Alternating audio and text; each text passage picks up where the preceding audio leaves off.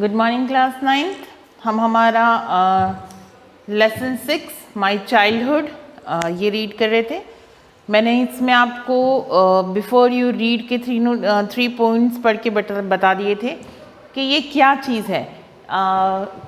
APJ कलाम जो आप अच्छे से जानते हैं उन्हें, जो हमारे फॉर्मर प्रेसिडेंट भी रह चुके हैं, 11th फॉर्मर प्रेसिडेंट 2002 में।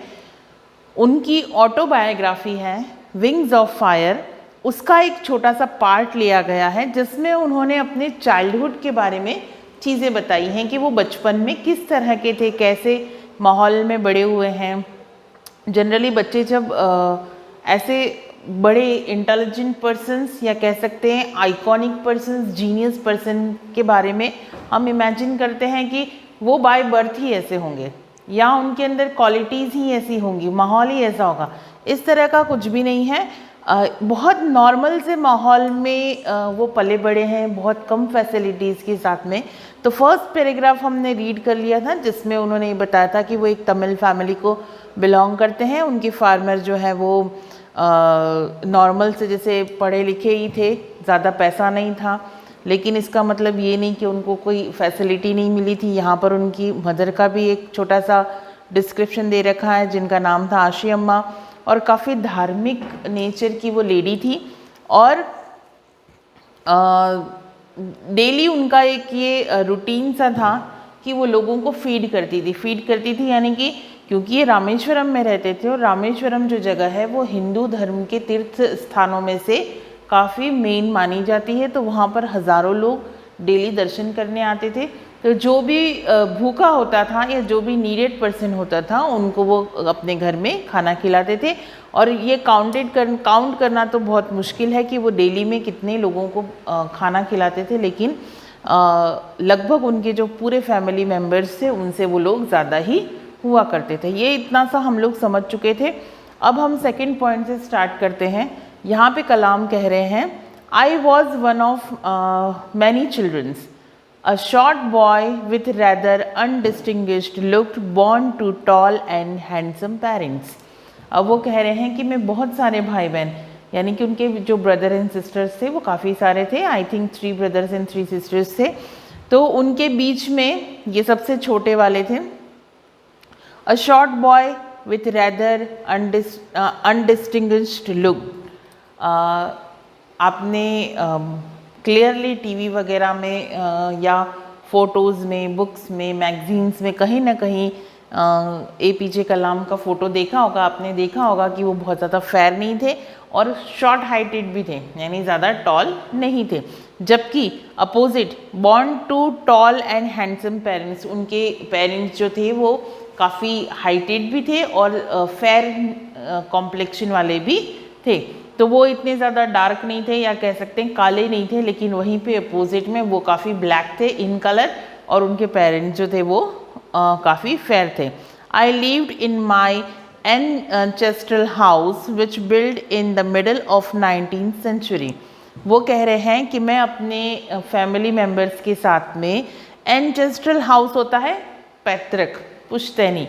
आप भी होंगे ना कि बहुत सारे बच्चे ऐसे होंगे जिनका पैतृक घर होगा, यानी कि उसमें दादा भी रहे थे, अब फिर आपके पापा भी रहे, अब आप भी रह रहे हैं, उसको कहते हैं एंचेस्ट्रल house.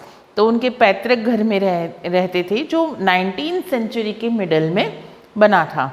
It was a fairly large pucca house made of limestone and brick on the mosque street in Rameswaram.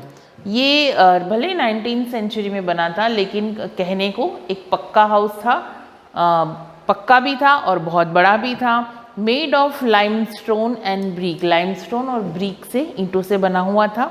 On the mosque street in Rameswaram, और कहाँ सिचुएटेड था, उसकी लोकेशन क्या थी? जो रामेश्वरम में मॉस्क्यू की जो स्ट्रीट थी, मस्जिद जाने की जो गली थी, उस स्ट्रीट के अंदर बना हुआ था रामेश्वरम में।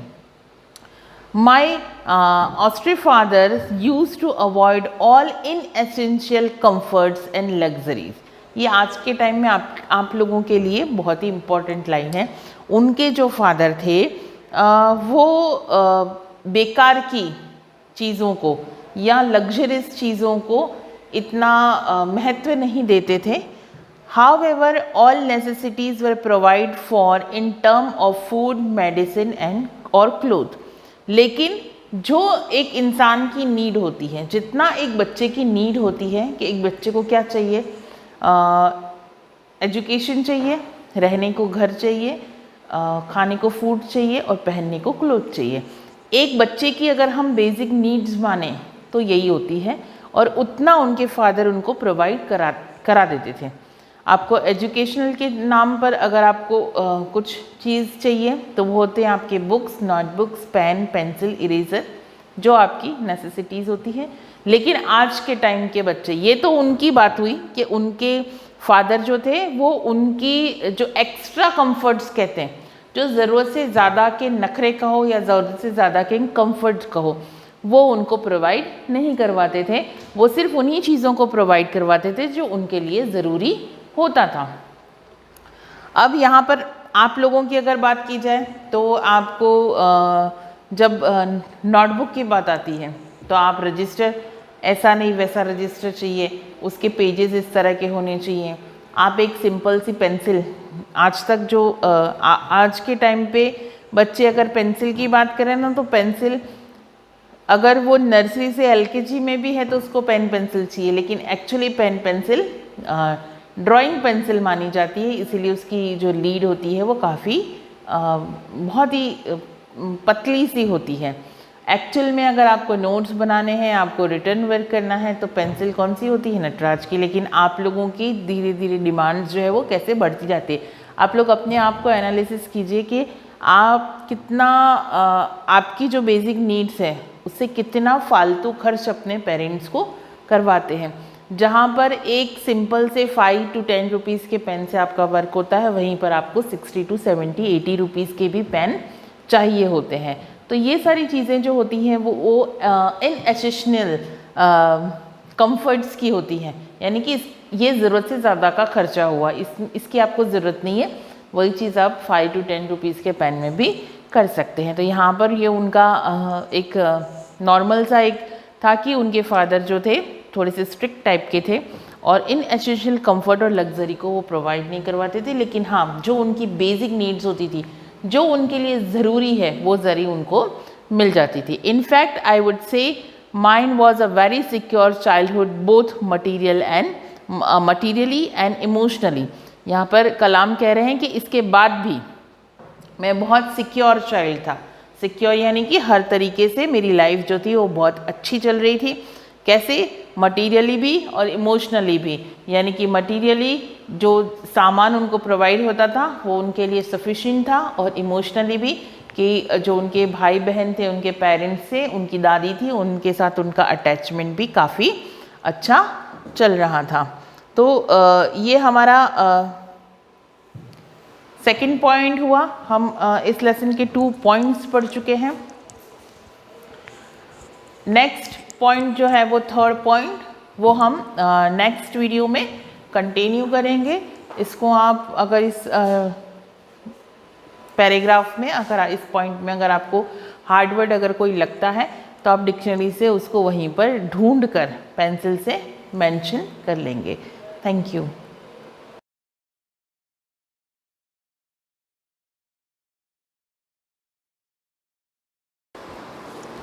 सुप्रभात विद्यार्थियों, आज आपके प्रश्नोत्तर लेसन समाप्त हो गया है। पाठ के अंत में कुछ प्रश्न दिए गए हैं, जिसे देखें कि मानसरोवर से कवि का क्या आशय है। पहला प्रश्न है मानसरोवर से। मानसरोवर का अर्थ है या तो मानसरोवर झील से, लेकिन कवि का आशय पूछा है मानसरोवर अर्थात मन रूपी सरोवर। ठीक है, मन रूपी सरोवर।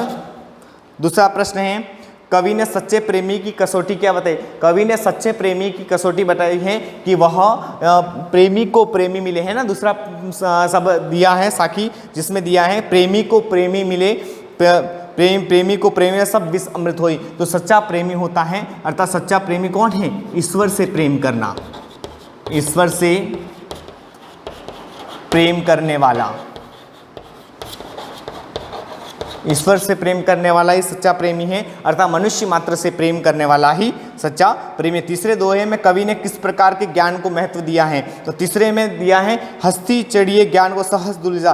तो यहाँ तीसरे दोहे में कबीर ने कहा है कि किस प्रकार के ज्ञान को महत्व दिया है? हमें एक निष्ठता अर्थात विभिन्न आलोचना करने वाले आलोचना करते रहेंगे, आलोचना करने वाले करें, हमें किस प्रकार ज्ञान रूपी हाथी की सवारी है ना, ज्ञान के हाथी की सवारी करने पर बल दिया है ना, ज्ञान के हाथी की सवारी करने पर बल दिया है। और सहज आसन लगा करके ज्ञान के हाथी की सवारी करना, क्योंकि ये स्वान रूप संसार है। ये संसार किस प्रकार का है? कुत्तों की बाती है, अर्थात जो भी कार्य करते हैं वो तो आलोचना करते ही रहेंगे, क्योंकि उनका स्वभाव है आलोचना करना। इसलिए हमें ज्ञान की सवारी, ज्ञान के हाथी की सवारी करनी चाहिए। चौथा है, इस संसार में सच्चा संत कौन कहलाता है? जो कि विभिन्न प्रकार के, चौथा प्रश्न है, विभिन्न प्रकार के पक्ष विपक्ष पखापखी के कारण है ना, पक्ष विपक्ष की बातें न करके विभिन्न धर्मों संप्रदायों में न हो करके एक निष्ठता के साथ ईश्वर का नाम लेता है। एक निष्ठता के साथ, एक निष्ठता के साथ ईश्वर का नाम लेता है, वही इस संसार में क्या है? सच्चा संत है।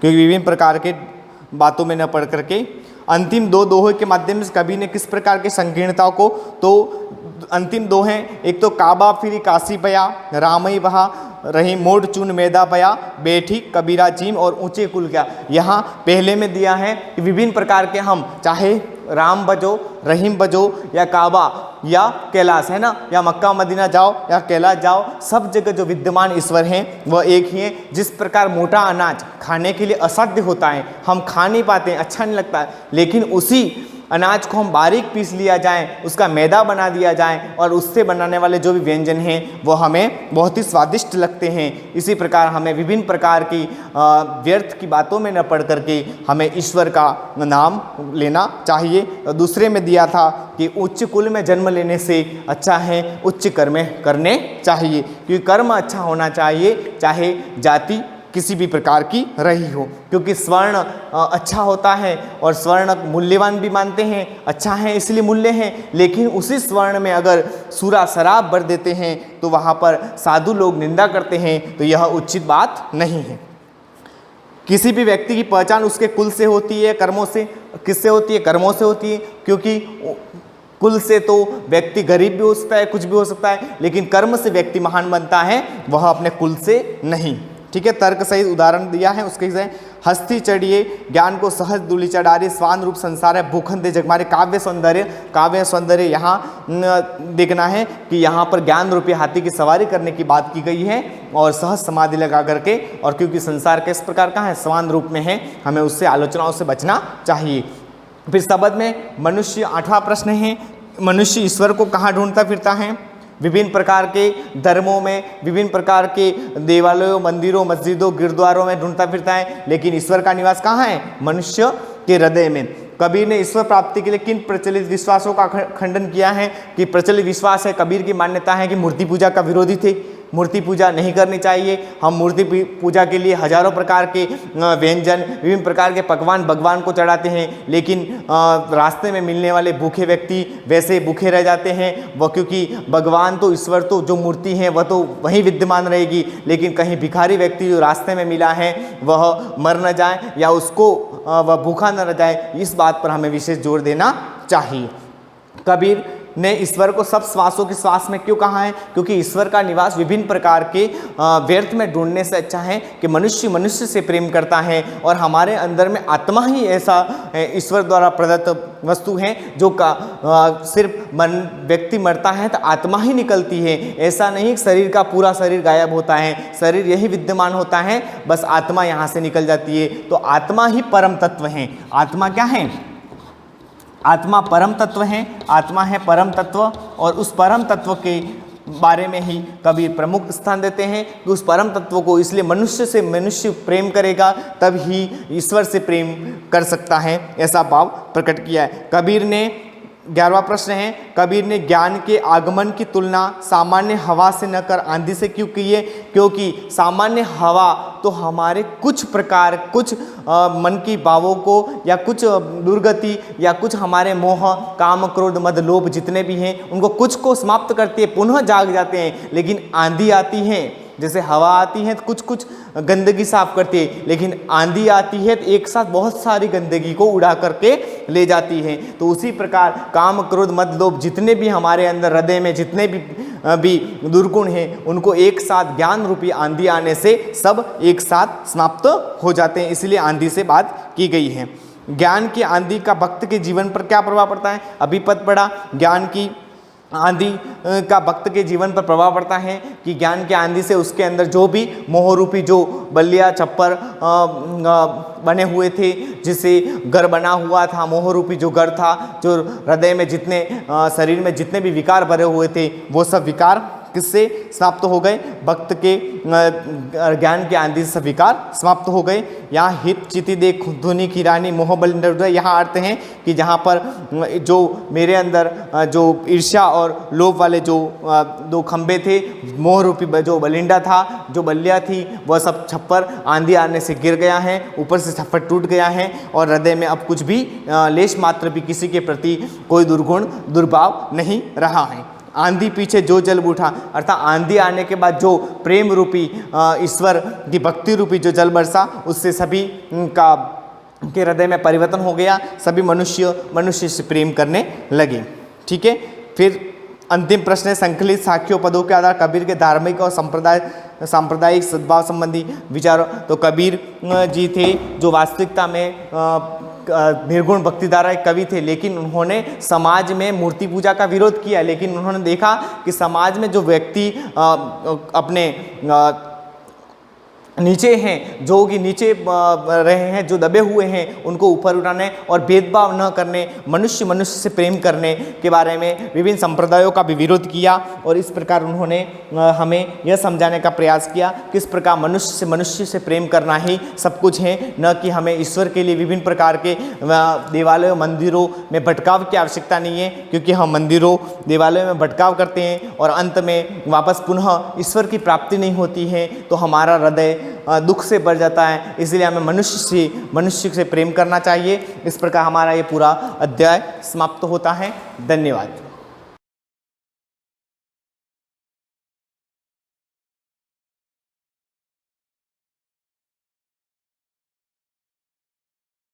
हाँ, गुड मॉर्निंग स्टूडेंट। अपन ये पिछली क्लास में हम गोधन तृतीय पाठ को पढ़ रहे थे, जिसके अंदर से किस तरह से उस चंदन ने गाय का 1 महीने तक दूध नहीं निकाला और अंत में जब वो 1 महीने के बाद में जब दूध निकलने जाता है तो किस तरह से उस गाय ने उसको लाते मारी। पहले तो पिछले पैर से मारी, फिर आगे वाले पैरों से ऐसी लाते मारी कि वो लथपथ, खून से लथपथ हो गया, है ना। फिर उसने मतलब और कोशिश की, दूध निकालने की और कोशिश की, दोबारा कोशिश की, किंतु गाय ने दूध दिया ही नहीं। क्योंकि अपन भी जानते हैं कि एक साथ का काम इकट्ठा कर लें, एक दिन का जो पर डे काम करना था उसको अगर महीने भर तक इकट्ठा करेंगे तो शायद इम्पॉसिबल, संभव नहीं है। ये तो आपके ऊपर लागू भी होती है और हमारे ऊपर भी लागू होती है। पर डे का काम पर डे हमें करना चाहिए, अगर नहीं करेंगे तो ये इस तरह से हालत होगी। यहाँ तक हमने पढ़ा था। अब आगे पढ़ते हैं। फिर मल्लिका ने कहा भी ये गाय दूध देना ही नहीं चाहती है, बड़ी प्यार से पुचकारती हैं, स्नेह दुलारती हैं, लेकिन वो गाय दूध देना ही नहीं चाहती। वे लास्ट में कह देती है कि इस गाय को दूध देने की इच्छा नहीं है, ऐसा वह मन में सोचती है। फिर मल्लिका क्या कहती है, चंदन की ओर इशारा करके कहती हैं, चंदन प्रति का मतलब अवयव शब्द है, और की ओर, है ना। ग्रामर अपन ने नहीं पढ़ी है, लेकिन कुछ 1-2 लेसन और हो जाए उसके बाद अपन ग्रामर शुरू करेंगे, तब तो आपको समझ में आ जाएगा अवयव क्या होते हैं, प्रत्यय क्या होते हैं, धातु क्या होती है, लिंग क्या होते हैं ना, शब्द रूप क्या होती है, सब बाद में पढ़ेंगे अपन। लेकिन अभी क्या है यहाँ पर चंदन के प्रति, यानी चंदन की ओर इशारा करके क्या कह रही मल्लिका कि हे नाथ, हे पति परमेश्वर, अत्यनुचितम कृतम आवाभ्याम, हमने बहुत ही अनुचित काम किया है। अत्यनुचित, अनुचित का मतलब बिल्कुल जिसके करने योग्य नहीं हो, है ना। उचित का मतलब करने योग्य अनुचित का मतलब करने योग्य नहीं। हमने बहुत ही अनुचित कार्य किया है। क्या कि मास पर्यंतम धेनो दोहनम कृतम, हमने एक महीना बीतने के बाद हमने गाय का दूध निकालने की कोशिश की। सा पीड़म अनुभवती, सा का मतलब वह कौन, गाय, स्त्रीलिंग के लिए आया है। सा पीड़म अनुभवती, उसने पीड़ा अनुभव की। यानी कोई भी स्त्री जाती है, वो गाय हुई या स्त्री हुई या माँ हुई, कोई भी हुई, 1 महीने तक जब उसको अपन पीड़ा देंगे, किसी भी तरह से उसको कष्ट पहुँचाएंगे तो उसको बहुत ज़्यादा कष्ट होगा। तो वो पशु है, बिन बोला जीव है ना, पशु हुआ, पक्षी हुआ, ये बिन बोले हैं। इंसान के अंदर मानसिक संतुलन होता है, उसका मस्तिष्क चलता है, चिंतन मननशील प्राणी है वो, तो सोच समझ करके भी वो हर चीज़ का समाधान ढूंढ लेता है। लेकिन तो बिन बोला जीव है, वो बोल नहीं पा रहा था, तो वो क्यारी मल्लिका सा पीड़म अनुभवती, गाय के 1 महीने तक अपन ने दूध नहीं निकाला है, इसलिए वो पीड़ा का अनुभव करे, उसको बहुत ही कष्ट हो रहा है। अतएव ताड़यति, इसलिए ही हमें वो ताड़यति का मतलब लाते मार रही है। चंदन कहता, देवी हे मल्लिका, मया अपि ज्ञातम यत, मैंने भी ज्ञात, यानी मेरे को भी एहसास हो गया है। मया अपि का मतलब भी, मैंने भी ज्ञात लिया, मैंने मुझे भी आभास हो गया है कि, यत का मतलब कि, अस्माभि सर्वथा अनुचित में कृतम, यानी हमारे द्वारा हमेशा अनुचित कार्य ही हुआ है। क्या हुआ है, यत पूर्ण मास पर्यंतम दोहनम न कृत, हमने बहुत ही अनुचित कार्य किया है। कि क्या किया है कि 1 महीने तक हमने गाय का दूध नहीं निकाला। अतएव दुग्धम शुष्कम जातम, इसलिए गाय का दूध थन से सूख गया है। सत्य में उक्तम, इसलिए किसी ने सत्य ही कहा है। क्या कहा है, देखिए ध्यान दो, कार्यम अध्यतनियम यत तदेव विधीयताम विपरीते गतिर्यश स कष्टम लभते ध्रुवम। बहुत ही सुंदर सूक्ति है। कार्य मध्य, देखो म के अंदर अ मिला, अद्य का मतलब आज, अद्य का मतलब आज, आपने पिछली क्लास में पढ़ा होगा, 8वीं में ग्रामर में पढ़ा होगा, अद्य का मतलब होता है आज। कार्य मध्य तनियत यत तदेव विधीयताम, विधीयताम का मतलब करना चाहिए। विपरीते गतिर्यशी स कष्टम लभते ध्रुवम, ध्रुवम का मतलब होता है शीघ्र, लभते का मतलब उसको प्राप्त होता है। क्या कहा चंदन ने कि किसी ने सही ही कहा, किसी विद्वान ने, किसी श्रेष्ठ व्यक्ति ने सही ही कहा है कि कार्य मध्य यत तदेव विदितम, जो कार्य को आज ही करता है, जो कार्य करने का होता है उसी को उसी समय जो करता है वही हमेशा सफल होता है। विपरीत गति से, अगर कोई विपरीत करता है, यानी जो कार्य आज करने का था उसको नहीं करके 15 दिन महीना भर उसको स्टॉक कर देता है, इकट्ठा कर लेता है, स कष्टम लभते ध्रुव, यानी उसको शीघ्रता से उसको कष्ट ही होता है, यानी उसको जल्दी उसको दुख ही होता है, बाकी उसको सफलता नहीं मिलती। इसलिए हमेशा जो कार्य जिस दिन का कार्य है उसको उसी दिन हमें पूरा करना चाहिए। हिंदी में दोहा बताया था मैंने कि काल करे सो आज करे सो अब, पल में प्रलय होएगा बहुरी करेगा कब। जो काम कल करना था उसको आज करो, वो आज करना है तो अभी इसी वक्त करिए, क्योंकि परिस्थिति समय बदलते देर नहीं लगती है, न जाने कल क्या हो जाए, घड़ी पल किसी को पता नहीं है कल क्या हो जाए, अभी कुछ थोड़ी देर बाद कुछ हो जाए। इसलिए जो काम हमारा जिस दिन करने का उसी एट ए टाइम हमें उस काम को करना चाहिए। कार्य मध्य तन्य यत तदेव विधीयताम विपरीते गतिर्यश स कष्टम लभते ध्रुवम, यानी जो आज का कार्य है उसको आज ही हमें निपटाना चाहिए। अगर विपरीत करोगे यानी उस कार्य को नहीं करोगे तो उसकी गति बदल जाएगी, यानी कार्य उल्टा हो जाएगा, और उल्टा होने पर क्या होगा, कष्टम लभते ध्रुवम, और उसको शीघ्र यानी उसको जल्दी उसको दुख ही प्राप्त होगा। इसलिए इस लेसन से, इस पाठ से हमें एक ही शिक्षा मिलती है, हमें जो काम जिस दिन करना है उसी समय हमको करना चाहिए, चाहे पढ़ाई का हो। बहुत सारे बच्चे क्या करते हैं, परीक्षा के दिनों में, परीक्षा के टाइम में पढ़ते नहीं हैं और सोचते हैं कि एग्ज़ाम नज़दीक आएगा पढ़ेंगे, पहले से शुरू से पढ़ाई नहीं करते हैं कि एग्ज़ाम आएगा, टेस्ट आएगा करेंगे, तो बहुत सारा काम इकट्ठा हो जाता है। कुछ बच्चे ऐसे बहुत टैलेंट होते हैं, जागरूक होते हैं, जो जिस दिन पढ़ा है उसी दिन जाकर लर्न करते हैं, होमवर्क करते हैं, तो उनके मानसिक मतलब दिमाग में वो चीज़ें बैठ जाती है। थोड़ी सी पढ़ाई, थोड़ी घर पे पढ़ा, दिमाग बैठ गई, और एंड टाइम में उसको ज़्यादा मेहनत करने की ज़रूरत नहीं है, एक बार उसको खाली हल्का सा रिवीजन ही करना पड़ता है, वो दिमाग में सब चीज़ें बिल्कुल याद, मतलब बिल्कुल ताज़ा हो जाती है। इसलिए हमें हर काम, जो काम होता है, कोई भी काम, पढ़ाई लिखाई का हो या घर का हो, XYZ जो भी काम हो, हमें तुरंत ही कर लेना चाहिए, कल के लिए हमें उस काम को छोड़ना नहीं चाहिए। अगर ऐसा करेंगे तो चंदन जैसी स्थिति होगी। फिर मल्लिका कहती, आम भर्त का मतलब पति, भर्तार बोलते हैं, हाँ आम भर्त, हे पतिदेव आप सही कह रहे हो, सही बात है, सत्य में बिल्कुल सही है, मया पे पढ़ी तो मैंने भी पढ़ा है, मयापि यानी मैंने भी पढ़ा है कि, क्या पढ़ा है? सुविचार्यम विधातव्यम कार्य कल्याण काक्षिणा यह करोत्य विचारित स विशिदति मानवः। बहुत सुंदर। सुविचारी विधातव्य कार्य, विधातव्य का मतलब करके, सुविचार का मतलब अच्छे विचार को, कल्याण काक्षिणी कल्याण मंगल, अपने काम का मंगल यानी अपने काम में सफलता प्राप्त करने वाले, या करोत्य विचारित स विशिदति मानव यानी जो अपने कार्य में मंगल चाहता है, जो अपने कार्य को सफल होना चाहता है, तो वह व्यक्ति हमेशा सोच विचार कर कार्य करता है। जो व्यक्ति आगे बढ़ना चाहता है, अपने काम में सक्सेस होना चाहता है, वह हर कार्य को सोच समझ कर, सुविचारी, वो सोच विचार कर उस कार्य को करता है। यह का मतलब जो, यह करोत्य विचार, जो अविचार यानी जो बिना सोचे कार्य करेगा, कि जो कल के ऊपर डाल देगा, परसों पे डाल देगा, सह विशिदति मानव यानी वह मानव हमेशा, विशिदति का मतलब पीड़ा या दुख या कष्ट या असफलता, जो भी आप इस श्लोक के अकॉर्डिंग आप जो भी अर्थ लेना चाहोगे वो बनेगा। विशिदित का मतलब दुख या कष्ट भी समझो। यह करोत्य विचारित यानी जो अविचारित काम करेगा, जो बिना सोचे समझे काम करेगा, वह हमेशा मनुष्य दुख को ही प्राप्त होगा, यानी हमेशा उसके जीवन में उसको कष्ट ही मिलेगा। इसलिए अगर कार्य में आप मंगल चाहते हो, कार्य में सफलता चाहते हो, कार्य में आप आगे बढ़ना चाहते हो, तो आपको हर कार्य को सोच समझ कर करना चाहिए। नहीं तो अगर सोच समझ के कार्य नहीं करोगे, विपरीत करोगे, तो हमेशा आपको दुख ही प्राप्त होगा। ऐसा मल्लिका ने कहा।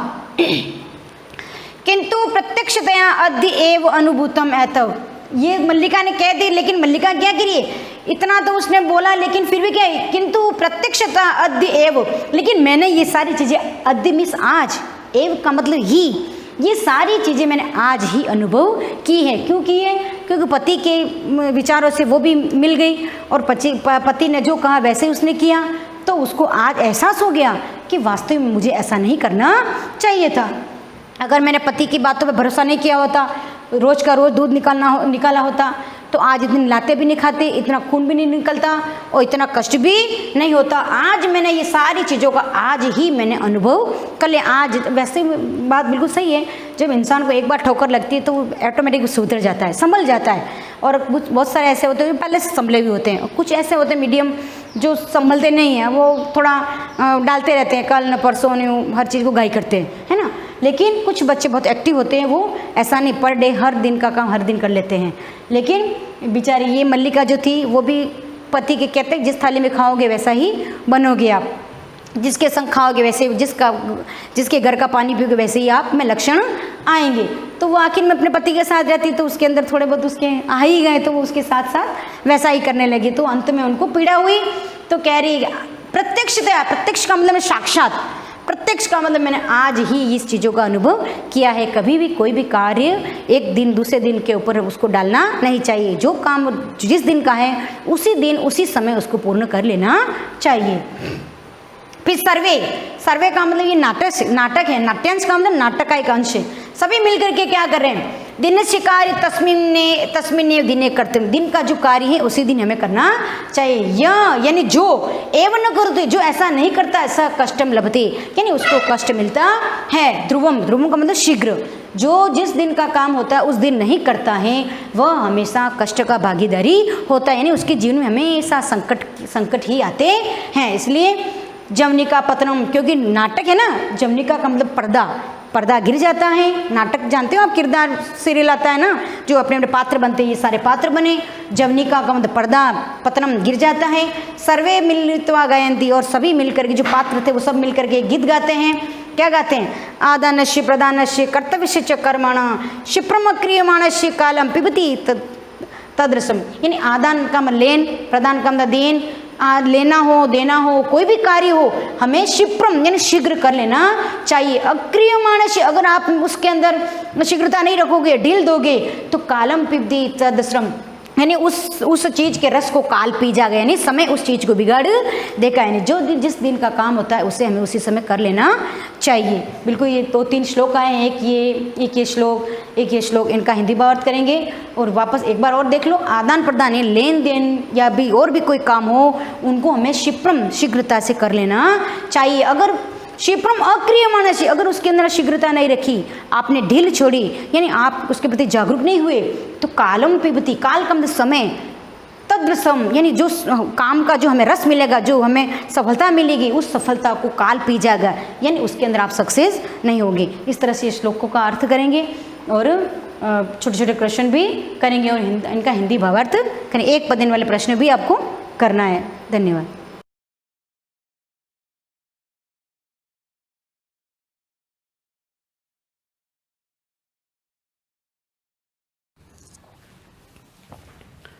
हेलो स्टूडेंट्स, पोलिनोमियल्स की डिस्कस कर रहे थे बहुपद में अपन ने कई सारी चीज़ें देख ली थी। बहुपद क्या होता है ना, उसकी कितनी पावर होती है, कितने कोफिशिएंट एक्स के कितने कोफिशिएंट को क्या क्या कहते हैं ना। सबसे पहले अपन ने लीनियर पोलिनोमियल देखा था, फिर क्वाड्रेटिक देखा था है ना,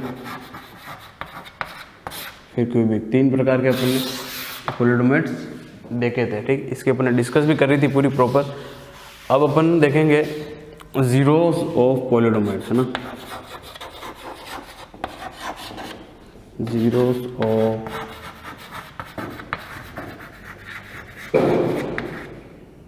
पोलिनोमियल्स मतलब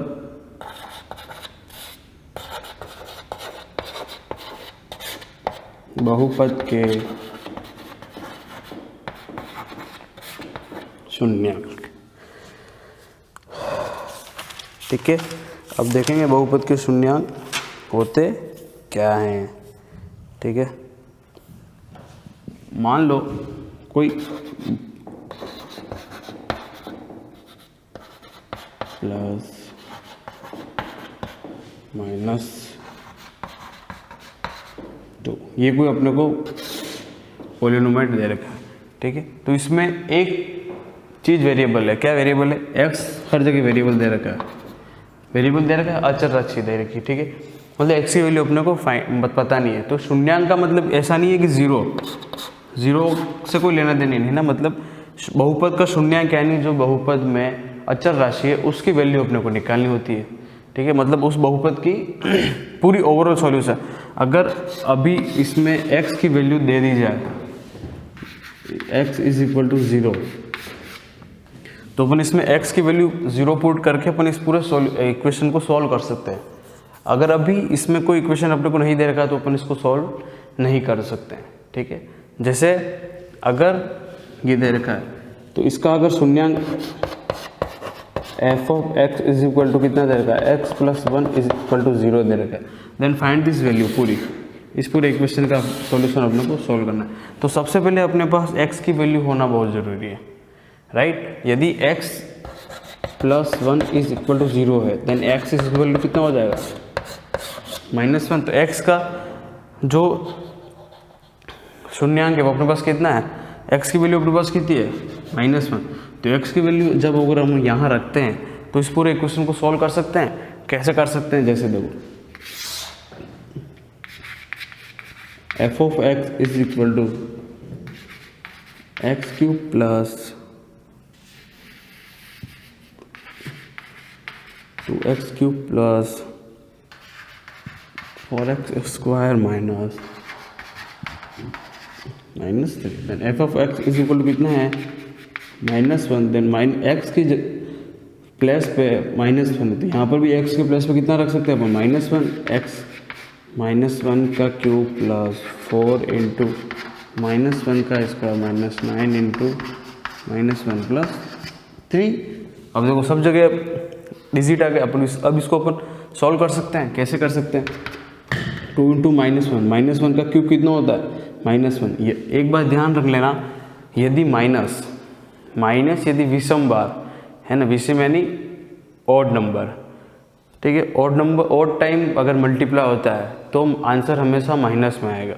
और यदि माइनस हमेशा इवन टाइम अगर मल्टीप्लाई होता है तो आंसर प्लस में आएगा। कैसे, अगर देखो -2 का स्क्वायर है, -2 का स्क्वायर कितना होता है, 4 होता है, लेकिन -2 का क्यूब अगर निकालेंगे तो -8 होगा। समझ यही बात, -2 का स्क्वायर 4 + 4 होता है, कभी -2 का स्क्वायर -4 नहीं होता है, ध्यान रखना इस बात का, ठीक है। वही चीज़ बता रहा हूँ कि यदि माइनस जो है विषम बार अगर गुणा होता है तो आंसर माइनस में आता है, और यदि माइनस सम बार गुणा होता है तो आंसर प्लस में आता है। कैसे? अब देखो -2 का मल्टीप्लाई -1 से, -2 प्लस 4 × 4, क्योंकि -1 का स्क्वायर +1 का मल्टीप्लाई 4 से तो 4, ठीक है। -9 × -1 तो कितना हो जाएगा? +9 + 3, ठीक है। तो ये कितना हो जाएगा? 9 3 12 और 4 16।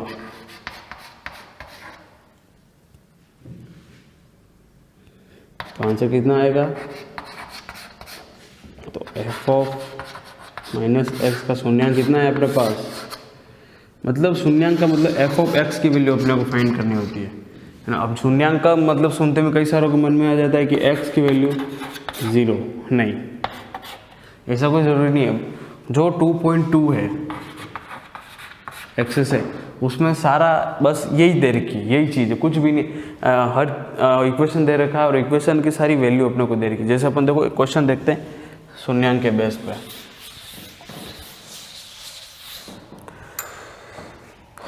जैसे कोई क्वेश्चन है, क्या क्वेश्चन है?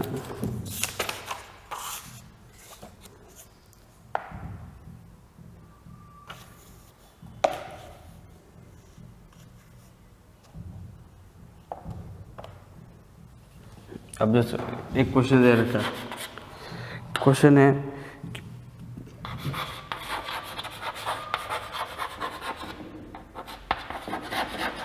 पॉलिनोमियल दे रखा है, क्या दे रखा है? Px = 2x + 1। इस बहुपद का अपने को शून्यांक ज्ञात करना, मतलब 0। अब शून्यांक इट मीन्स ये मत समझना कि अपने को 0 ज्ञात करना, इस जो समीकरण का अपने को शून्यांक ज्ञात करना। तो ये समीकरण क्या दे रखा है? 2x + 0। तो 2x प्लस, तो 2x कितना होगा? -1। x कितना हो जाएगा? -1/2। तो इस जो इक्वेशन ये दे रखी थी इस पॉलिनोमाइड का शून्यांक कितना होगा? x -1/2। बस, अगर कुछ नहीं दे रखा है तो ऐसे सॉल्व करना है, समझ रहे हो बात को। देन अगर कोई इक्वेशन दे रखी है और f(x) की वैल्यू अपने को दे रखी है, जैसे इक्वेशन दे रखी है Px = 5x² -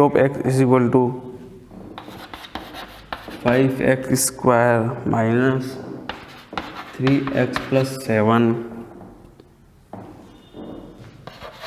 at x = 1। देखो यहाँ पे x की वैल्यू दे रखी है x = 1। तो अपन क्या करेंगे? x की वैल्यू 1 रखेंगे, तो P(x) कितना हो जाएगा? P(1) = कितना हो जाएगा? 5 × 1 का स्क्वायर - 3 × 1 + 7। 5 - 3 + 7 तो कितना हो जाएगा? 7 और 5 12 - 3 = कितना हो जाएगा?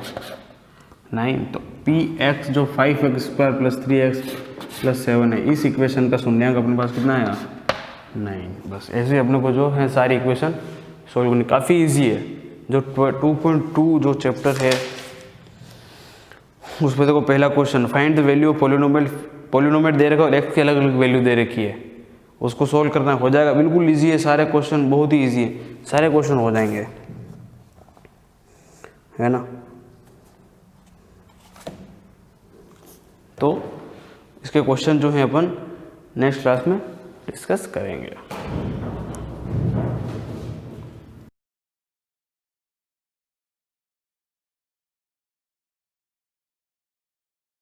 Good morning class 9, welcome to back tissues. हमारा पार्ट 9 चलेगा इसका। पार्ट 8 में मैंने आपको मेरिस्टेमेटिक टिश्यूज की अगर स्टडी करनी है तो उसकी स्लाइड बनाना बताया था, यानी कि मेरिस्टेमेटिक टिश्यू की स्टडी करने के लिए एक स्लाइड को प्रिपेयर करते हैं, किस तरह से प्रोसीजर होता है, ये सारी चीज़ हम क्लियर कर चुके हैं अपने माइंड में। उसके बाद माइक्रोस्कोप में अगर इस चीज़ को हम देखें, इस स्लाइड को पुट करके, तो वहाँ पे आपको इस तरह का स्ट्रक्चर दिखाई देगा। मैंने कहा था कि ये सारे जो बीच में सेंटर में अरेंज होते हैं वो होते हैं यहाँ पर होते हैं सेंटर में। ये पूरा स्ट्रक्चर होता है स्टेम या रूट का स्ट्रक्चर। जब भी रूट या स्टेम दोनों को अगर आप कट करोगे तो उसका सेक्शन जो होता है वो कटिंग जो होता है वो माइक्रोस्कोप में राउंड शेप में ही दिखता है। आपको यहाँ शॉर्ट में एक साइड का खाली एक व्यू दिखाया गया है। यहाँ पर ये जो सेंटर में पार्ट होता है उसको बोलते हैं पिथ, PITH, जहाँ पर खाली पार्ट होता है। और यहाँ पर जो टिश्यूज होते हैं बहुत सारे बंडल के रूप में आपको जो दिखाई देते हैं वो वेस्कुलर बंडल कहलाते हैं। ठीक है, मैंने इसको रिवाइज कर दिया। अब आपका आ जाता है यहाँ पर मैंने आपको डिवीजन ऑफ लेबर पे कुछ छोड़ा था, जिसे यहाँ दे रखा है कि हर एक टिश्यू का साइज, स्ट्रक्चर, शेप सब कुछ अलग होता है। क्यों होता है? क्योंकि उनका वर्क, उनका जो फंक्शन होता है वो डिफरेंट होता है, जिसको हम बोलते हैं division of labour. Different type of cells are found in stem due to division of labour. बहुत टाइप की सेल आपको किसी भी स्टेम या रूट में मिलती है, तो वो इसलिए मिलती है क्योंकि सबका एक पर्टिकुलर क्या होता है, फंक्शन अलग होता है। दे मे बी राउंडेड और आइसोडायमेट्रिक सेल्स ऑफ पिथ और कॉर्टेक्स। अब यहाँ की बात करें, ये वाला सेंटर पार्ट जिसको हम बोलते हैं पिथ, PITH, सेंटर पार्ट। पिथ या जो सेंटर पार्ट होता है उसके टिश्यूज की बात करें या उसके सेल्स की बात करें तो वो राउंडेड भी हो सकती है और आइसोडायमेट्रिक भी हो सकती है। कोलेनकाइमेटस और sclerenchymatous cells present just beneath the epidermis. अब ये दो सेल का नाम आया, अंडरलाइन करो आप इसको, कोलेनकाइमा और स्क्लेरेनकाइमेटस। ये दो टाइप की सेल जो किसके नीचे होती है, एपिडर्मिस के जस्ट नीचे होती है। यानी सेल बन रही है तो सेल के सबसे बाहर एपिडर्मिस है और एपिडर्मिस के नीचे अगर कुछ है तो वो एक स्क्लेरेनकाइमा और कोलेनकाइमा। तो वहाँ पर वो जो सेल होती है वो कैसे होती है, जस्ट एपिडर्मिस के नीचे होती है। Vascular bundle, vascular bundles are specialized cells of xylem, phloem and cambium. बार बार बोल चुकी हूँ मैं, वेस्कुलर बंडल जो होता है वो किससे बना होता है, तो जाइलम, फ्लोएम और उन दोनों के बीच में जो होता है वो होता है कैम्बियम। जाइलम फ्लोएम के बीच में स्ट्रिप होती है, पतले पतले सेल्स की स्ट्रिप बनी होती है जो जाइलम और फ्लोएम को डिफ्रेंशिएट करती है, अलग करती है, तो उसको हम बोलते हैं कैम्बियम। ठीक है, the cells forming outer most layer epidermis makes a protective envelope around stem. आपको पता है हर चीज, हर स्टेम, हर रूट के बाहर आउटर मोस्ट लेयर एपिडर्मिस कहलाती है, जिसका काम होता है सेल को प्रोटेक्शन प्रोवाइड करना। Makes a protective envelope around the stem. These cells are barrel shaped. इसीलिए एपिडर्मिस वाली सेल का शेप अगर देखा जाए तो वो बैरल शेप होता है, क्योंकि उनका काम क्या होता है, प्रोटेक्शन का। The main function of the stem is conduct water and minerals absorbed by the root of the leaves.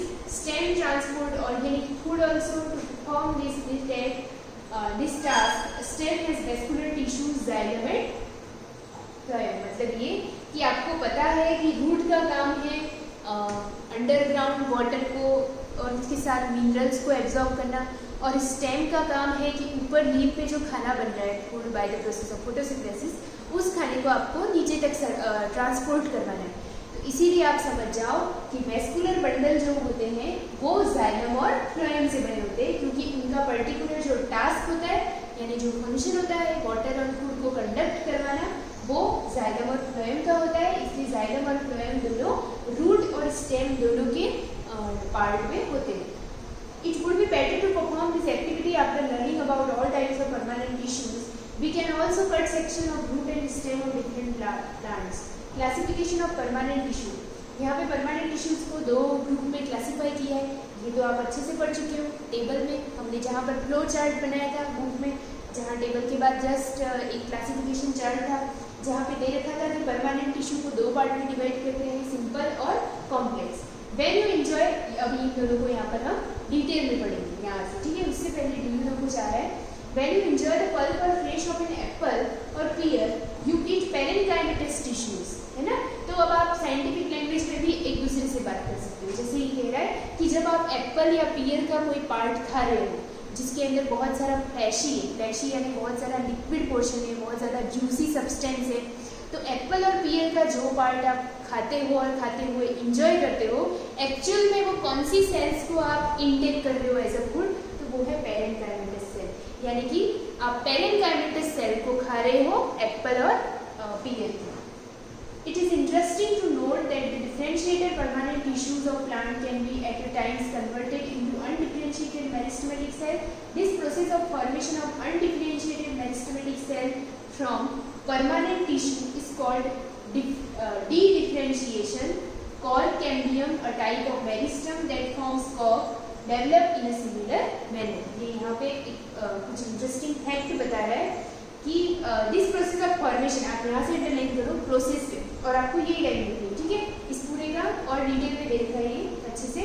Definition बन जाएगी किसकी, डी डिफरेंशिएशन, मतलब ये ऐसी प्रोसेस जिसमें अनडिफरेंशिएटेड मेरिस्टेमेटिक सेल से मेरिस्टेमेटिक सेल बन जाती है। किससे बन जाती है, परमानेंट टिश्यू से।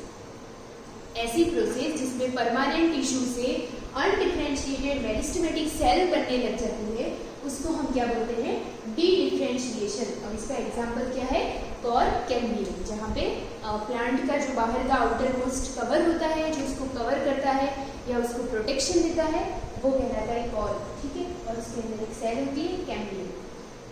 आगे नेक्स्ट यहाँ पर सिंपल परमानेंट टिश्यूज को हम डिटेल में पढ़ने जा रहे हैं। Simple permanent tissues have cells of similar shape, size and structure. They perform a defined, इनका जो शेप होता है वो सेम साइज सिमिलर होता है, साइज भी सिमिलर होती है और स्ट्रक्चर भी सिमिलर टाइप का होता है। दे perform a defined function. They have living और डेड, लिविंग पोजीशन में भी हो सकती है और यही सेल डेड पोजीशन में भी पॉसिबल है। थिन और थिक, पतली मोटी हो सकती है। बॉल्ड, इनका जो वॉल होता है वो थिन भी हो सकता है और थिक भी हो सकता है। Simple permanent tissues are of following kinds. Parenchyma, first इसको डिवाइड किया है कि परमानेंट सिंपल परमानेंट टिश्यूज में फर्स्ट कैटेगरी आ जाती है आपकी पैरेन्काइमा। पैरेन्काइमा के बाद क्या आएगा आपका कोलेन्काइमा। आप ये चीज पढ़ चुके हो चार्ट फॉर्म में। पैरेन्काइमा क्या होता है, is the most simple and unspecialized primitive tissue. It is mainly consist of thin wall cell, thin wall से बना हुआ होता है, विच हैव इंटर्स। आप अंडरलाइन करते जाओ, पॉइंट बनते जाएंगे। पैरेन्काइमा सेल किस टाइप की होती है, तो सबसे पहले आप देखो unspecialized primitive. Second point thin walled cell, बस। Third point which have intercellular space between them, तो आप थर्ड पॉइंट लिखो इंटरसेल्युलर स्पेस बिटवीन देम, ठीक है। Parenchymas form the bulk of the plant body that lies in between specialized tissues. ये आपको underline नहीं करना है। The cell of parenchyma are living, तो यहाँ पे आप अंडरलाइन करो लिविंग। पॉइंट जो बोल रही हूँ मैं आपको कैसे लिखना है, फर्स्ट पॉइंट लिखा थिन वॉल, सेकेंड पॉइंट आपने लिखा intercellular space between them, third point लिखा, तो एक के नीचे एक पॉइंट आना चाहिए। कोमा करके एक ही लाइन में पॉइंट मेंशन मत कीजिएगा ताकि आपको रन करने में भी इजी रहेगा। फिर है the cell wall is made up of cellulose.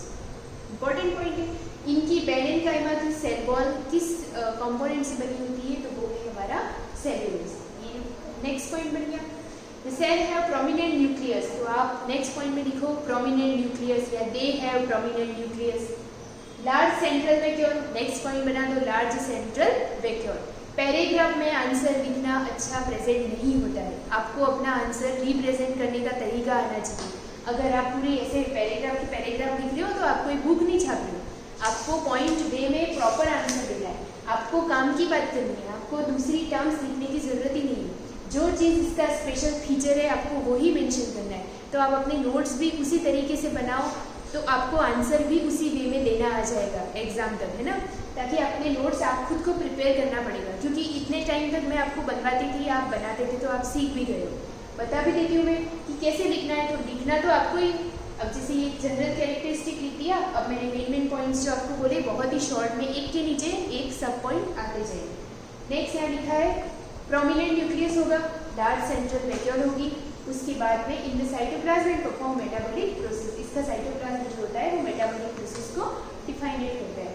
Next है परफॉर्म करता है। The cells of parenchyma tissue में बी ओवल, राउंडेड और polygonal, spherical, cylindrical, rectangular in outline. बाहर से देखा जाए तो इन सेल का जो शेप होता है बाहर से वो किस टाइप का होता है, तो पैरेन्काइमा टिश्यूज का शेप ओवल हो सकता है, राउंडेड हो सकता है, पॉलीगोनल हो सकता है, स्फेरिकल हो सकता है, सिलेंड्रिकल हो सकता है और रेक्टेंगुलर हो सकता है आउटलाइन वाइज बाहर से देखा जाए, ठीक है। तो ये बहुत सारा वेरिएंट है, बहुत सारा शेप हो सकता है इसका। द सेल्स आर आइसोडायमेट्रिक, तो ये भी पॉइंट बन गया। पहला इनका शेप कैसा होता है और दूसरा ये पॉइंट बन गया कि ये आइसोडायमेट्रिक होते हैं। उसके बाद में यहाँ पे बहुत सारा डिटेल में दे रखा है। आपको इतना सारा पॉइंट वाइज लिखने के बाद आपको क्या करना है, इनके डायग्राम बना देना है कि इनका शेप किस तरह का हो सकता है। यहाँ पे और पैरेंजाइमा के बहुत सारे एग्जाम्पल दे रखे हैं, इनको नेक्स्ट क्लास में हम कंटिन्यू करेंगे। आपको होमवर्क में ये नोट्स बनाने और ये डायग्राम बनाने। Thank you.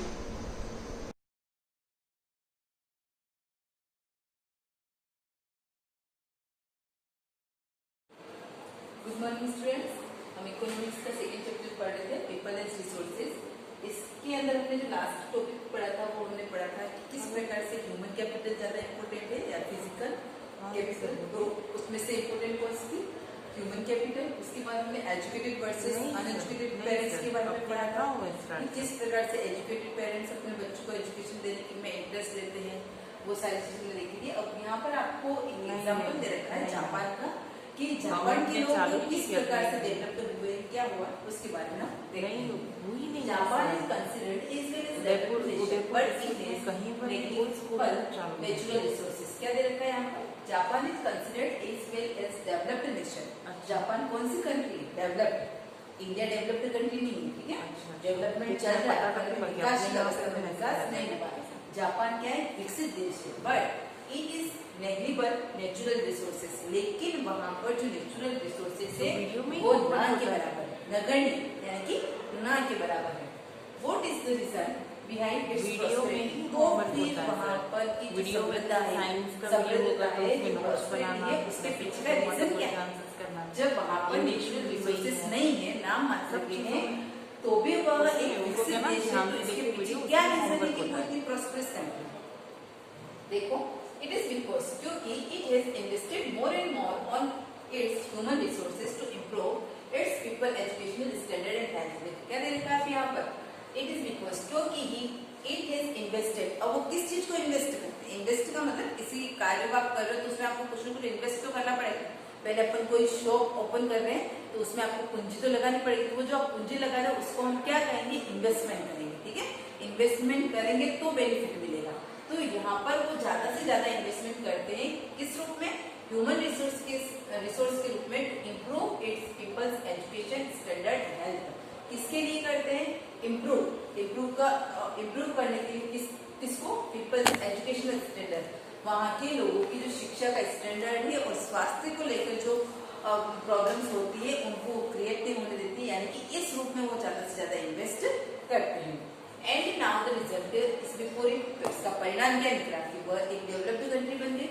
The people of Japan after getting better education have utilised their limited resources, land and capital more efficiently and skilful. क्या दे रखा है यहाँ पर, जापान के लोगों ने अच्छी शिक्षा प्राप्त कर ली, तो अब उनके माइंड में ये चीज आ गई कि जो उनके पास लिमिटेड रिसोर्सेज है, लैंड और कैपिटल, उनको किस प्रकार से यूटिलाइज करना है, उनका कैसे उपयोग करना है। बहुत बार ऐसा होता है ना कि जिस सिंपल सा एग्जांपल लेते हो अपने फैमिली का, कि कभी कभी ऐसा हो जाता है कि अचानक से आपके घर पर गेस्ट आ गए, खाना आपकी मम्मी ने कम बना रखा, अब आपके पास कोई इमरजेंसी में कोई फैसिलिटी नहीं है कि आप बाजार से नई सब्जी मिल जाएगी, आपको किसी काम में रहते हो, तो उसी सब्जी में आपकी मम्मी को क्या करना है, गेस्ट को भी खिलाना है, घर वालों को भी खिलाना है। तो आपकी मम्मी उस समय जो यूटिलाइज करेगी अपने माइंड का कि किस प्रकार से पहले गेस्ट को खिलाया जाए, फिर घर वाले लोग खाए, तो उसको एडजस्ट जो करेगी आपकी मम्मी, वो आपकी मम्मी के ऊपर डिपेंड करता है कि किस प्रकार से एडजस्ट करती है। तो यहाँ पर भी रिसोर्सेज क्या है उनके पास, लिमिटेड, ऊपर आया ना के बराबर उनके पास रिसोर्सेज है, लेकिन उनकी एजुकेशन अच्छी है, उनकी हेल्थ अच्छी है, तो उन जो कम रिसोर्सेज है, लैंड और कैपिटल, उनका यूटिलाइज किस प्रकार से करना है इसको पता है, जापान के लोगों को अच्छी तरह से पता है, और उन्होंने इस प्रकार से यूज करके बहुत स्किलफुली, बहुत अच्छे क्वेश्चन के साथ अपने देश को क्या कर दिया, डेवलप्ड कंट्री बना दिया। In this way they have made their country rich और डेवलप्ड। इस कारण से उन्होंने अपनी कंट्री को धनवान भी बना दिया और डेवलप्ड भी बना दिया। अब देखो इसमें इतनी देर हम लोगों ने जो पढ़ा था उसमें आप लोग के नोट्स बनाने जिससे कोई भी पॉइंट नहीं आए थे, इस लेसन से रिलेटेड बहुत इजी पढ़ रहे थे, और ऐसे नोट्स आप नहीं भी बनाते तो भी लर्न कर सकते। लेकिन अब जो आ रहा है, जो पॉइंट आ रहा है, इसके आपको नोट्स बनाने, टेबल आपको नीचे दे रखी है, यानी कि क्लासिफिकेशन कर रखा है, इसका वर्गीकरण कर रखा है। ह्यूमन एक्टिविटीज, मानवीय जो गतिविधियां है उसका वर्गीकरण किस प्रकार से कर रखा है, उनको 3 सेक्टर में डिवाइड कर रखा है, primary sector, secondary sector, tertiary sector. आपको भी डिवाइडेशन नहीं करना है, आपको पिक्चर भी बनानी है यहाँ पर भी प्रकार की। सिर्फ आपको ऊपर जो मैं बताऊंगी जो एग्जांपल्स उनके नेम यहाँ पर मेंशन करने हैं। प्राइमरी सेक्टर के अंदर कौन से आते हैं, सेकेंडरी सेक्टर में कौन से आते हैं और टर्टियरी सेक्टर के अंदर कौन से आते हैं। हो सकता है पीछे आपको क्वेश्चन भी आए ऐसा, और नहीं भी आए तो ये आपको ऐसे नोट्स के रूप में बनाना। देखो ये बहुत ईजी है। From economic point of view human activities are classified into 3 categories और सेक्टर्स। प्राइमरी सेक्टर यानी कि प्राथमिक क्षेत्र क्या है, this sector includes such activities which produce goods by using the natural resources in their natural form. क्या रहता है, ऐसी एक्टिविटीज जिसमें जो प्रोड्यूस होता है, जो प्रोडक्शन होता है गुड्स का मतलब जो भी सामान है, बाय यूजिंग द, किसका यूज करके, natural resources, by the natural form. Natural form भी होगा और नेचुरल रिसोर्सेज पर ये काम होगा।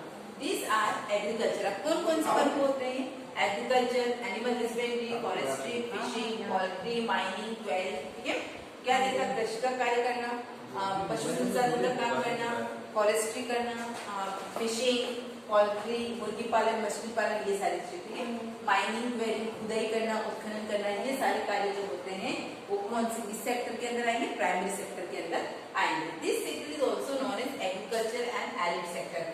यहाँ पर आप अंडरलाइन कर देना, इसी सेक्टर को हम एग्रीकल्चर सेक्टर के नेम से भी जानते हैं और एलिड सेक्टर के नेम से भी जानते हैं। जब आप नोट्स बनाओगे तो यहाँ पर ही आप primary sector, oblique agriculture sector and allied sector तीनों मेंशन करोगे, और फिर इसके जो एग्जांपल्स दे रखे हैं आपको यहाँ से अंडरलाइन करना, agriculture, animal husbandry, forestry, fishing, poultry, mining, query, जितने भी एग्जाम्पल दे रखे सारे लिखना, क्योंकि आपको सारे वापस लर्न नहीं होंगे। 7 नेम्स लिखूंगे तो उसमें 4 आपको लर्न हो जाएंगे, तो ऐसे आपको नोट्स बनाना। ठीक है, next secondary sector, this is also called as manufacturing sector. Manufacturing का मतलब पता है आप लोगों को, जिसका अपन क्या करते हैं, मैन्युफैक्चरिंग, मानव के द्वारा जो उत्पादन किया जाता है, जिसके द्वारा बनाया जाता है, यहाँ पर दे रखा है। In this sector, the product of primary sector are transferred into many kinds of goods or things with the help of many machines in the factories or industries। क्या दे रखा है, क्लियरली लिखा हुआ है, कुछ भी कंफ्यूज होने की जरूरत नहीं है। In this sector the product of primary sector, primary sector से जो प्रोडक्ट आते हैं, जैसे एग्जांपल के रूप में कह सकते हैं एग्रीकल्चर हुआ, एग्रीकल्चर में आपने शुगर केन का एग्रीकल्चर किया, ठीक है, गन्ने की खेती की। अब गन्ने की खेती हो गई है तो अब शुगर केन उत्पादित हुआ है, शुगर केन से अपने को शुगर बनाना है, सिंपल सा एग्जांपल दे लूं। या फिर आपने कॉटन का उत्पादन किया है, ठीक है, तो कॉटन से जूट कॉटन जो भी हम यूज करते हैं तो उनका जो बनाना है। तो अब देखो क्या दे रखा है, the product of primary sector, primary sector के जो प्रोडक्ट आएंगे are transferred into many kinds of good, उनको बहुत सारे सामान में फिर क्या ट्रांसफर किया जाता है। कोई भी चीज हम बनाते हैं तो उसके लिए पहले अपने पास रॉ मटेरियल होना चाहिए। तो रॉ मटेरियल हम किसको कह सकते हैं, जो प्राइमरी सेक्टर के अंदर है वो हमारा रॉ मटेरियल हो सकता है। उसके बाद things with the help of किसके, अब वो यहाँ से आके डायरेक्टली चेंज थोड़ी हो जाएगी, क्या उनकी फॉर्म ऐसे चेंज नहीं हो जाएगी, उनके फॉर्म को अपने को क्या करना पड़ेगा, चेंज करना पड़ेगा। Things by the help of main machine, अब किसके हेल्प से होगा, हम लोगों की हेल्प से और मशीन की हेल्प से। इन द फैक्ट्रीज और इंडस्ट्रीज, और ये कहाँ पर होगा, फैक्ट्रीज और इंडस्ट्रीज। शुगर के शुगर हम जो बना रहे हैं आप अपने घर पर नहीं बना सकते, कोई बना सकता है अपने घर पे, उसके लिए पर्टिकुलर आपको किसी न किसी मशीन की आवश्यकता होगी, या फिर किसी जिस भी फैक्ट्री में शुगर बनती है हम उसको वहां पर भेजेंगे। ऐसे बहुत सारे एग्जाम्पल है। For example, formation of jute pack from jute fibres, manufactures of sugar and jaggery from sugar cane. Jaggery का मतलब गुड़ होता है, ठीक है, शुगर और जेगरी जो किससे बनती है, शुगर केन से बनती है। यानी कि क्या देखा है, सिंपल सी बात है, आपको कोई कंफ्यूज नहीं होता। प्राइमरी सेक्टर के अंदर जो भी उत्पादन हो रहा है, जो भी प्रोडक्शन हो रहा है, उसका यूज हम सेकेंडरी सेक्टर के अंदर कर रहे हैं, और सेकेंडरी सेक्टर के अंदर जो कार्य करेंगे वो हम किसकी हेल्प से करेंगे, मेन एंड मशीन की हेल्प से करेंगे। नेक्स्ट थर्ड दे रखा है टर्टियरी सेक्टर।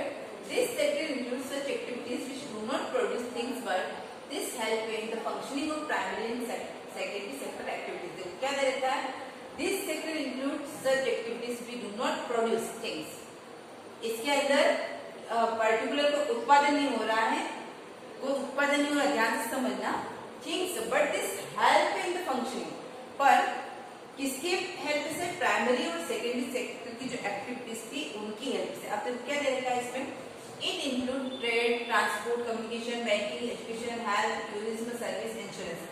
अब देखो इसको ऐसे समझना आप, ट्रेड व्यापार जो हुआ, इसमें एग्रीकल्चर हुआ।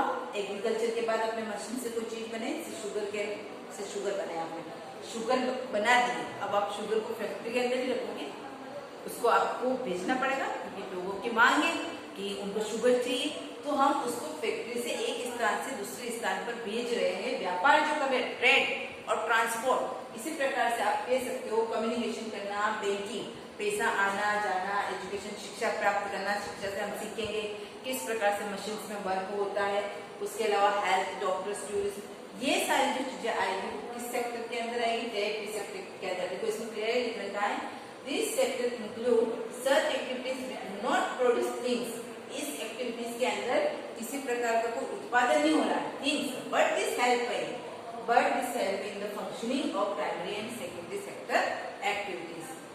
अब कौन कौन से आ गए इसमें, trade, transport, communication, banking, education, health, tourism, service, insurance, ठीक है। All these activities provide services instead of providing goods and hence it is called service sector। इन सभी एक्टिविटीज को अपन क्या कहेंगे, इन्हीं एक्टिविटीज के थ्रू हमको क्या सामान की उपलब्धता होती है, providing goods, it is called service sector, इसको हम सर्विस सेक्टर भी कहेंगे। इसका जो नेम है यहाँ पर आप ऑब्लिक करके सेकेंडरी सेक्टर के रूप में मेंशन कर देना। नेक्स्ट जो पॉइंट दे रखा है आपके economic and non economic activities, इसके बारे में हमने ग्लोसरी वर्ड में पढ़ा था, इकोनॉमिक एक्टिविटीज कौन सी होती है और नॉन इकोनॉमिक एक्टिविटीज कौन सी होती है। तो इसको हम नेक्स्ट वीडियो में कंटिन्यू करेंगे क्या होती है। Thank you.